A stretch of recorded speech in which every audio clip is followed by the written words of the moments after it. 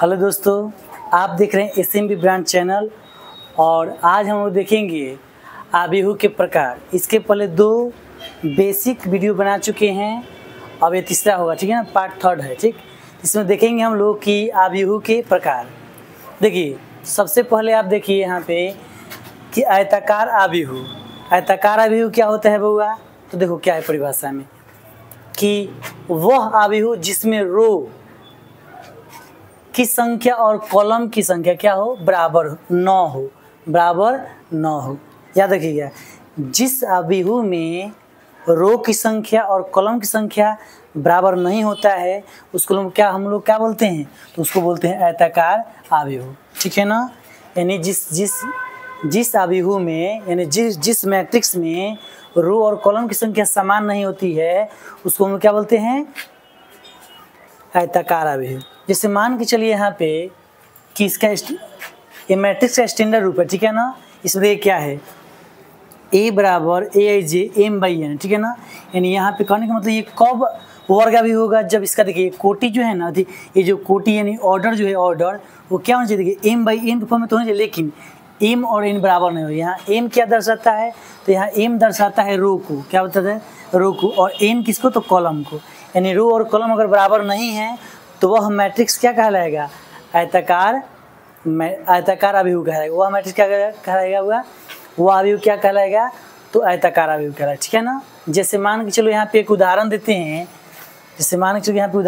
आपका यहाँ पे A 2 4 6 5 6 1 ऐसे। देखिए तो यहाँ पे देखिए तो ये क्या है? रो का गो है तो 2 गो है, ठीक। कॉलम का गो है तो 1 2 3 गो है। यानी देखिए 2/3 क्या है? अर्थात कहने का मतलब क्या है कि रो और कॉलम की संख्या समान नहीं हुआ। जब रो और कॉलम की संख्या समान नहीं है तो ये क्या कहलाएगा? तो ये कहलाएगा आयताकार आबिहू, ठीक है ना। ये आप बिल्कुल याद रखिएगा। चलिए दूसरा आबिहू जो आपके पास है, देखिए वर्ग आबिहू। जस्ट इसका क्या है, उल्टा ही समझ लीजिए। तो ये क्या है? वह आबिहू जिसमें और रो यानी पंक्ति होता है, याद रखिए। रो यानी क्या होता है? पंक्ति होता है। वह आबिहू जिसमें रो की संख्या और कॉलम यानी स्तंभ होता है, स्तंभ की संख्या बराबर हो। इसमें देखिए बराबर नहीं है और इसमें बराबर है, ठीक है ना। बराबर हो उसे हम लोग क्या कहते हैं? वर्ग आबिहू कहते हैं, ठीक है ना। उसे क्या कहते हैं? वर्ग आबिहू कहते हैं।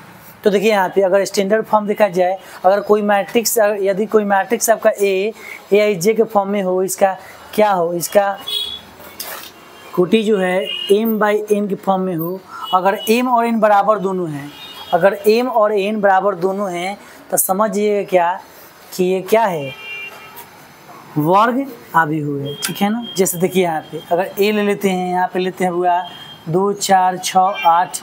देखिए तो यहाँ पे क्या है? 2/2 कोटि का क्या है? आबिहू है, इसलिए क्या होगा? वर्ग हो। देखिए M और N, यानी इसको M मानिएगा और इसको N मानिएगा तो क्या होता है? देखिए यहाँ पे M और N दोनों सेम है क्योंकि दोनों 2 है, ठीक है ना। इसलिए क्या हो जाएगा? ये आपका वर्ग आबिहू हो जाएगा, ठीक है ना।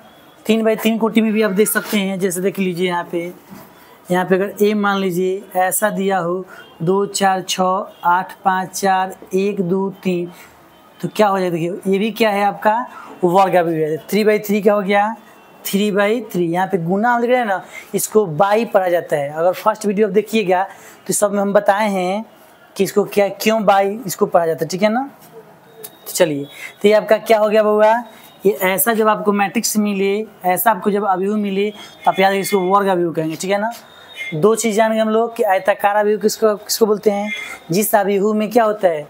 रो और कॉलम की संख्या अर्थात पंक्ति और स्तंभ की संख्या क्या हो? बराबर न हो, उसको हम बोलते हैं आयताकार आबिहू। और जिसमें पंक्ति और स्तंभ की संख्या क्या होता है? बराबर हो जाता है, तो उसको हम बोलते हैं वर्ग आबिहू, ठीक है। देखिए स्टैंडर्ड फॉर्म भी आप याद रखिएगा। चलिए उसके बाद आता है मुख्य विकर्ण। यानी मुख्य विकर्ण अगर देखा जाए तो वर्ग आबिहू का ही एक भाग होता है, ठीक है ना।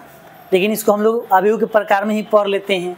देखिए यहाँ पे मुख्य आबिहू कहिए या प्रधान विकर्ण कहिए, यहाँ ध्यान देने योग्य बात है बुआ कि यदि वर्ग आबिहू, देखिए ध्यान दीजिए, वर्ग आबिहू यानी इस टाइप से कोई आबिहू हो जिसका क्या हो? रो और कॉलम क्या हो? बराबर हो, उसी को हम क्या बोलते हैं? वर्ग आबिहू। तो कह रहे क्या?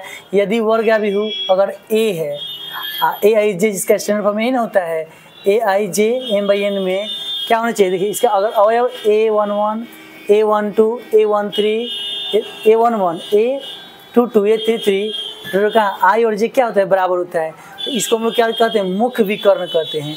इसको क्या कहते हैं, मुख्य विकर्ण कहते हैं। तथा इसके और उसके बाद देखिए अवयव कहा जाता है, और साथ ही साथ देखिएगा तथा इसके अनुदिश बने लाइन को क्या कहते हैं हम लोग, मुख्य विकर्ण। देखिए परिभाषा थोड़ा सा ऐसा अटपटा लग रहा हो, लेकिन आप समझिए। देखिए कहने का मतलब क्या है कि कोई वर्ग अभिव्यक्ति है, ठीक है ना, कोई वर्ग अभिव्यक्ति है, उसमें देखिए ये वाला जो लाइन होता है A11, A22, A33 ये सब के सब क्या कहलाएंगे, मुख्य विकर्ण के अवयव कहलाएंगे। क्या कहलाएंगे, मुख्य विकर्ण का अवयव। ये जो मुख्य विकर्ण का अवयव कहलाएंगे। और ये जो लाइन जो आपको दिख रहा है, ये जो लाइन जो घेरे हैं, इसको हम लोग क्या बोलते हैं, मुख्य विकर्ण कहते हैं। इसको क्या बोलते हैं, मुख्य विकर्ण कहते हैं, ठीक है ना। और देखिए उसके बाद देखिए बहुत ज़्यादा इंपॉर्टेंट ये वाला है, तीसरा जो चौथा जो है वो बोल रहा है, देखिए क्या, ये अभी बहुत ज़्यादा इंपॉर्टेंट है। बोल रहा है क्या कि विकर्ण आव्यूह, देखिए जिस वर्ग आव्यूह के मुख्य विकर्ण, याद रखिएगा, जिस वर्ग आव्यूह के मुख्य विकर्ण क्या होता है, मुख्य विकर्ण का अवयव जो होता है, देखिए जिस वर्ग आव्यूह के मुख्य विकर्ण के अवयव को छोड़कर, यानी जो मुख्य विकर्ण के जो अवयव है इसको छोड़कर सभी अवयव शून्य हो, उसे क्या कहते हैं, विकर्ण आव्यूह कहते हैं। जैसे देखिए यहाँ पे देखिए यही ना आपका मुख्य विकर्ण है, इसको छोड़कर देखिए ऊपर नीचे क्या है, 0 है। यहाँ पर भी देखिए मुख्य विकर्ण को छोड़कर सभी क्या है, 0 है। यहाँ पर भी देखिए मुख्य विकर्ण के अवयव को छोड़कर क्या है, बाकी सब 0 है। अगर मुख्य विकर्ण के अवयव को छोड़कर बाकी सब 0 होता है अवयव, तो समझिए वो क्या है, विकर्ण आव्यूह है, ठीक है ना। उसको क्या बोलेंगे, विकर्ण आव्यूह कहेंगे। चलिए अगले वीडियो में इसके बाद जितने भी बच जाते हैं आव्यूह के प्रकार उसको बताएंगे। Thank you, have a nice day.